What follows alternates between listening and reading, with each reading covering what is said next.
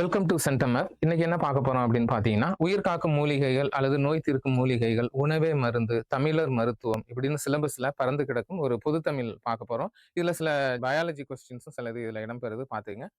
தாவரம் அப்படின்னு சொல்லுவாங்க. தாவரம்னா, தாவரம் அப்படின்னு எது கேட்டாலும் குடுக்குமா. அதுதான் தாவரம். தாவரங்களுக்கும் தமிழருக்குமான தொடர்பும் இதுல நம்ம தெரிஞ்சுக்கிறோம். அன்றாட வாழ்வியலோடு தொடர்புடையது அப்படிங்கிறனால, இது எக்ஸாம தாண்டி நம்ம வாழ்க்கைக்காகவும் நம்ம தெரிஞ்சுக்கணும். ஓகேவா? ஃபர்ஸ்ட் கொஸ்டின் பாருங்க. வயிற்று சூட்டை தணிக்க பயன்படுவது எது அப்படின்னா அப்படின்னா சீரகம். இப்ப நம்ம வந்து உணவுல அன்றாடம் பல நறுமணப் பொருட்கள் இது மாதிரி பொருட்கள்லாம் பயன்படுத்துறோம். அது பயன் என்னன்னே தெரியாம நம்ம பயன்படுத்துறோம். ஓகேவா? வயிற்று சூட்டை தணிக்க பயன்படுவது எது? சீரகம். ஒரு வருஷம் எக்ஸாம்ல கேட்டாங்க. ஓகேவா? அடுத்து பாருங்க. "உண்டி கொடுத்தோர் உயிர் கொடுத்தோரே" என கூறும் நூல் எது? நம்ம சங்க இலக்கியம் இதுலலாம் நம்ம உணவே மருந்து, மருந்தே உணவு அப்படின்லாம் சொல்லுவாங்கல்ல. அந்த மாதிரி நம்ம வாழ்க்கையோட தொடர்புடையது உணவு. இதுல என்ன சொல்றாங்க அப்படின்னு பார்த்தீங்கன்னா, குடபுலவியனார் வந்து புறநானூறுல இந்த லைன சொல்லியிருப்பாரு. மணிமேகலையிலயும் இது ரிப்பீட் ஆகும். அதனால நீங்க ஆப்ஷன் பார்த்துங்க. "உண்டி கொடுத்தோர் உயிர் கொடுத்தோரே" அப்படிங்கிறது பார்த்தீங்கன்னா, புறநானூறு, மணிமேகலை 2மே வரும்.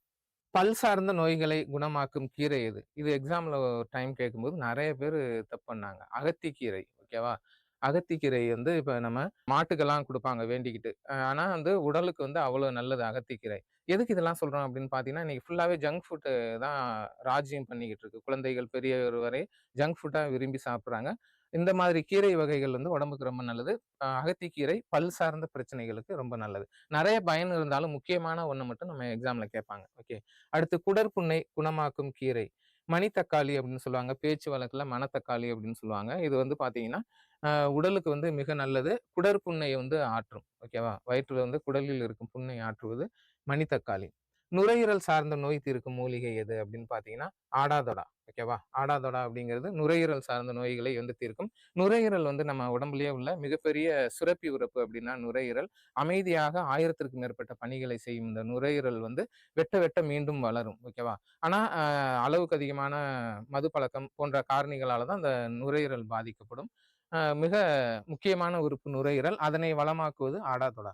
அடுத்து பாருங்க, முடக்குவாதத்திற்கு மருந்தாக தாவரம் அப்படின்னு இது வந்து பாட்னிலேருந்து ஒரு வருஷம் கேட்டாங்க. முடக்குவாதம்னு சொல்லுவாங்கல்ல. அதற்கு மருந்தாக பயன்படும் தாவரம் எதுன்னு பார்த்தீங்கன்னா, நீட்டம். ஓகேவா?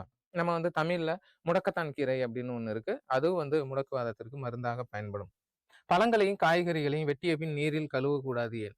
இது மாரி கொஸ்டின் நம்ம கொஞ்சம் புரிஞ்சு படிக்கணும். பழம், காய்கறி எல்லாம் வெட்டுவதற்கு முன் தான் நீரில் கழுவ வேண்டும். சிலர் என்ன பண்ணுவாங்கன்னா, ரொம்ப சுத்தமா இருக்கணும் அப்படின்னு சொல்லிட்டு வெட்டிய பின்னும் நீரில் கழுவுவாங்க. அதனால என்ன ஆகும் அப்படின்னா, சத்து அதில் உள்ள பழம், காய்கறியில் உள்ள சத்து, அமினோ அமிலங்கள் நீரில் கரைந்து வீணாகிவிடும். நன்றி, வணக்கம்.